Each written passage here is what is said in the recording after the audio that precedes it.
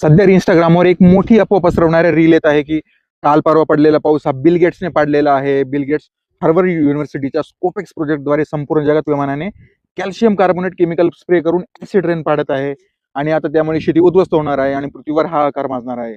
आणि आपल्याकडे कॉपी करणारे लोक कुठलीही माहिती चेक न करता सरळ त्या रील पुढे पाठवून भीती निर्माण करत आहेत. तर चला याचीच आता सत्य परिस्थिती समजून घेऊया. पहिली गोष्ट, स्कोपेक्स म्हणजे स्ट्रॅटोस्फेरिक कंट्रोल पर्च्युरेशन एक्सपेरिमेंट. हा एक सायंटिफिक एक्सपेरिमेंट होता जो लोकांच्या विरोधामुळे रद्द करण्यात आला. याचा उद्देश पर्यावरणातील दुष्परिणाम कमी करणे हा होता आणि या प्रोजेक्टची जर एकही टेस्ट झाली नाही तर त्यामुळे दुष्परिणाम होण्याचा प्रश्नही येत नाही. दुसरी गोष्ट, ती जग प्रसिद्ध हार्वर्ड युनिव्हर्सिटी आहे. तुमची डोंगरात 2 बिल्डिंग बांधून फक्त युनिव्हर्सिटी नाव देऊन युनिव्हर्सिटी झालेली नाही. तिसरी गोष्ट, असं दाखवले जाते की हा प्रोजेक्ट बिल गेट्सचाच आहे, पण बिल गेट्सने फक्त फंडिंग केली आहे आणि नुसता तोच नाही तर अजून शेकडो लोकांनी यात फंडिंग केली आहे.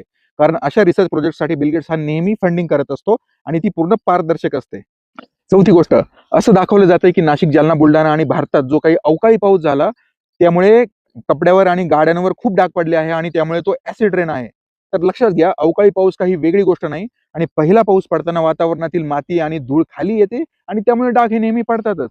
तसेच अफवाला प्रूफ देण्यासाठी लोक विमानातून निघणाऱ्या धुराची व्हिडिओ शेअर करत आहेत आणि म्हणत आहे की हेच ते केमिकल आहे, जे की प्रत्यक्षात विमान उंचावर गरम हवा ज्यावेळेस वातावरण सोडते त्यामुळे होणारी ही एक सामान्य गोष्ट आहे. अशा खोट्या अफवा शेअर केल्याने लोकांमध्ये भीती पसरते, म्हणून कोणताही रील शेअर करण्यापूर्वी थोडं तथ्य नक्की तपासलं पाहिजे.